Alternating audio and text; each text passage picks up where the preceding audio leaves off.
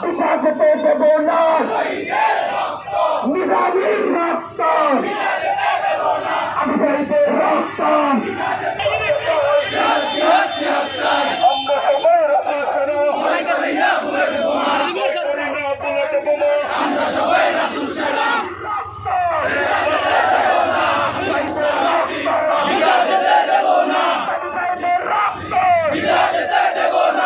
জনতার রক্ত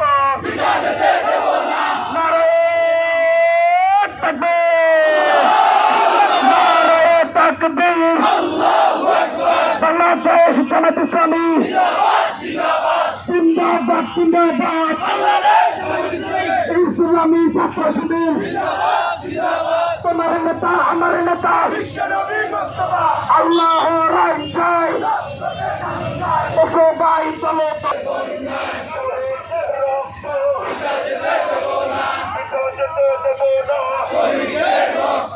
আমি শহীদের রক্ত, শহীদ সবের রক্ত, তাদের মর রক্ত,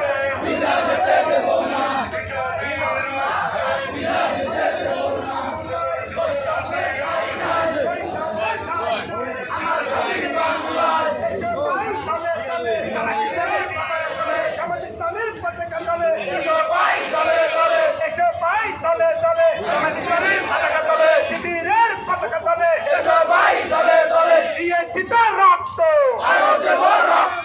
রক্তের বন্যায় লড়াই লড়াই লড়াই চায়, লড়াই করে বাঁচতে চায়, এই লড়াইয়ে জিতবে কারা? আওয়ামী সরকার কর্তৃক আয়োজিত আওয়ামী সরকার দেশ বিদেশি ষড়যন্ত্রের প্রতিবাদে আজকে আয়োজিত বিক্ষোভ সমাবেশের আজকে উপস্থিত আছেন বাংলাদেশ জামাত ইসলামী চট্টগ্রাম শুরা সদস্য, বাংলাদেশ জামাত ইসলামী থানা সম্মানিত আমির, শীর্ষ সমাজসেবক রাজনীতিবিদ জনাব নুরুল হুদা হামিদি ভাই, অত্র ইউনিয়নের সম্মানিত আমির, সম্মানিত উপস্থিতি, সম্মানিত জনগণবাসী, আসসালামু আলাইকুম ওয়া রাহমাতুল্লাহি ওয়া বারাকাতুহু। মহান রব্বুল আলামিনের দরবারে লাখ কোটি শুকরিয়া আদায় করছি যে মহান রব্বুল আলামিন আওয়ামী ষড়যন্ত্রের প্রতিবাদে আজকে চূড়ান্ত বাজারে এই বিক্ষোভ সমাবেশের আয়োজন করার তৌফিক দান করে সকল আলহামদুলিল্লাহ। মহানবী সাল্লাল্লাহু আলাইহি ওয়াসাল্লাম দরুদ সালাম পেশ করে আমাদের শহীদ ভাইয়ের জন্য সর্বোচ্চ জান্নাত কামনা করে আমি দু একটি কথা বলতে যাচ্ছি। সম্মানিত উপস্থিতি, আপনারা জানেন বিগত 16টি বছর সারা বাংলাদেশকে আওয়ামী ফ্যাসিস্ট সরকার কারাগারে পরিণত করেছিল। আজকে 24শে অক্টোবর 24শে আগস্টের ছাত্র বিপ্লবের পরে পরবর্তীতে তারা এদেশ থেকে পলায়ন করতে বাধ্য হয়েছিল। তারা পলায়ন করে দিল্লিতে বসে, তাদের শ্বশুর বাড়িতে বসে তারা এই দেশের বিরুদ্ধে ষড়যন্ত্রে লিপ্ত হয়েছে। তারা একের পর এক দেশ বিদেশি ষড়যন্ত্র করে যাচ্ছে। আমরা তাদেরকে হুঁশিয়ার করে দিতে চাই, তোমাদের ষড়যন্ত্র, তোমাদের এই খেলা আর এই দেশে পূরণ করতে দেওয়া হবে না। তোমরা গত বছর 14ই আগস্ট আমাদের সাইদ সাহেবকে হত্যা করেছিলে এবং কি 15ই আগস্টের নামে সাইদ সাহেবকে জানাজা বাংলাদেশের কোথাও পালন করতে দেওয়া নাই। ঢাকা শহরে সাইদ সাহেবের জানাজা পালন করতে দেওয়া নাই। কিন্তু আজকে 1 বছর পরে তোমাদের 15ই আগস্ট এই দেশের জনতা, তৈরি জনতা তোমাদেরকে পালন করতে দেয় নাই। তোমরা যতই ষড়যন্ত্র করো, এই ষড়যন্ত্রের মোকাবিলায় আমাদের ছাত্র জনতা, তৌহিদি জনতা জেগে উঠেছে, তোমাদের সকল ষড়যন্ত্র নস্যাৎ করে দিবে ইনশাআল্লাহ। সুতরাং আমরা তাদেরকে বলতে চাই, তোমরা হয় ভালো হয়ে যাও, জাতির কাছে ক্ষমা চাও। তোমরা যে হাজার হাজার ছাত্র জনতা হত্যা করেছ, এদেশের নিরীহ আলেম ওলামাদের হত্যা করেছ, তোমরা তোমাদের কৃতকর্মের জন্য এই দেশবাসীর কাছে তোমরা ক্ষমা চাও। নাহলে তোমাদের রাজনীতি করার অধিকার এই দেশে আর হবে না ইনশাআল্লাহ। ইতিমধ্যে তোমাদের ছাত্রলীগ নিষিদ্ধ হয়েছে, তোমাদের যুবলীগ নিষিদ্ধ হবে ইনশাআল্লাহ। তুমি আওয়ামী যুবলীগ নিষিদ্ধ হয়ে যাবে ইনশাআল্লাহ। আমি তোমাদেরকে বলতে চাই, যদি রাজনীতি করতে চাও সঠিক পথে রাজনীতি করো, নাহলে জামাত শিবিরকে দমন করে এদেশে তোমরা রাজনীতি করতে পারবে না। এটা আরেকবার প্রমাণিত হয়েছে। কারণ জামাত শিবির এদেশের বন্যার পানিতে ভেসে আসা কোন রাজনীতি দলের নাম নয়। জামাত শিবিরের শিকড় এদেশের মাটি ও মানুষের অনেক গভীরে রয়েছে। ইনশাআল্লাহ আপনার যে কোনো ষড়যন্ত্রের মোকাবেলা ঐক্যবদ্ধ থাকবেন। আপনাদেরকে এই আহ্বান করে আমার সংক্ষেপে বক্তব্য শেষ করছি।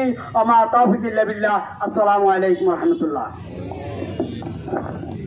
সম্মানিত উপস্থিতি, এখন আপনাদের উদ্দেশ্যে গুরুত্বপূর্ণ আলোচনা পেশ করবেন বাংলা জামায়াত ইসলামী চট্টগ্রাম উত্তর জেলার সম্মানিত শুরা সদস্য, জনাব থানার সম্মানিত আমির, বিশিষ্ট রাজনীতিবিদ জনাব নুরুল হামিদি।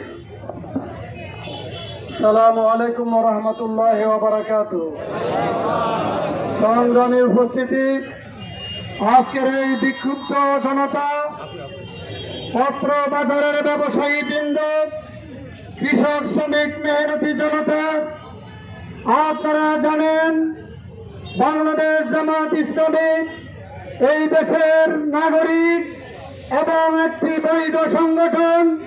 সেই সংগঠন বিগত 17 বছর নির্যাতিত এবং জুলুমের মধ্যে আবদ্ধ ছিল, আওয়ামী দুঃশাসনের মধ্যে আবদ্ধ ছিল।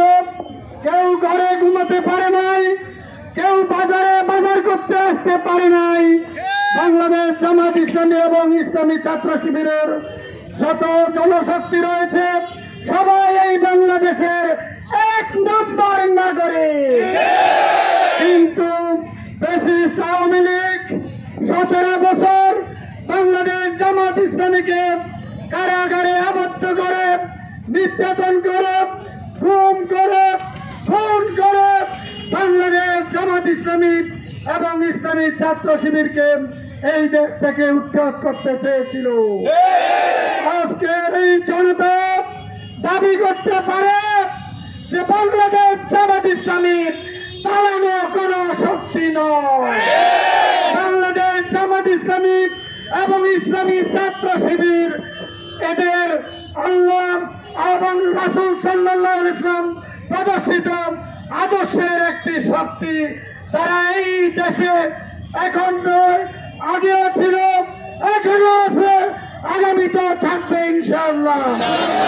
বাংলাদেশ জামাত ইসলামী চায় এই দেশের ছাত্র জনতা যেই জন্য জীবন দিয়েছে সেই ছাত্র জনতার অধিকার রক্ষা করতে চায়। আপনারা কি জামাত ইসলামীর পক্ষ থেকে যে সকল ছাত্র ছাত্রী ভঙ্গ হয়েছে, শাহাদাত বরণ করেছে, তাদের অধিকার সমুন্নত রাখতে চান? যদি চান, আগামী দিন এই ব্যবসায়ী ভাইদেরকে বলে যাচ্ছি, কৃষক শ্রমিক মেহনতি জনতাকে বলে যাচ্ছি, শিক্ষিত গুরুজনদের আমি বলে যাচ্ছি, বাংলাদেশ জামাত ইসলামী এবং ইসলামী ছাত্র শিবির এই দেশে একটা বৈষম্য মুক্ত, সন্ত্রাস মুক্ত এবং একটি সমৃদ্ধশালী কল্যাণমূলক ইসলামী রাষ্ট্র গঠন করতে চায়। সেই রাষ্ট্রে হিন্দু, মুসলিম, বৌদ্ধ, খ্রিস্টান, কৃষক শ্রমিক মেহনতি জনতা, আলেম ওলামা, শিক্ষিত জনগণ সকলের সমান অধিকার রক্ষা হবে ইনশাআল্লাহ। সেই অধিকার রক্ষা করতে চান, যদি চান আগামী নির্বাচনে জামাত ইসলামী ইনশাআল্লাহ সরকার গঠন করবে। সেই সরকারে জামাত ইসলামী যেই গণভবন থেকে শেখ হাসিনা পালিয়েছে, সেই গণভবনে কোরআনের আয়াত বাস্তবায়ন হবে ইনশাআল্লাহ। এবং সেখানে দল মত নির্বিশেষে, ধর্ম বর্ণ নির্বিশেষে সকলের সম অধিকার বাস্তবায়নের জন্য জামাত ইসলামী আল্লাহর আইন এবং সৎ লোকের শাসন কায়েম করে এই দেশের জনগণকে সাথে নিয়ে আগামী নির্বাচনে লড়বে ইনশাআল্লাহ। আপনাদের সকলকে ধন্যবাদ জানাচ্ছি, কৃষক শ্রমিক জনতাকে ধন্যবাদ জানাচ্ছি এবং এই বাজারের ব্যবসায়ীদেরকে ধন্যবাদ জানিয়ে জামাত ইসলামীর সাথে আগামীতে থাকার জন্য এবং জামাত ইসলামীকে আগামীতে সংসদে কথা বলার সুযোগ দেওয়ার জন্য উদাত্ত আহ্বান জানিয়ে আপনাদের সকলকে ধন্যবাদ জানিয়ে আমি আমার বক্তব্য এখানেই শেষ করছি। আসসালামু আলাইকুম ওয়া রাহমাতুল্লাহি ওয়া বারাকাতুহু।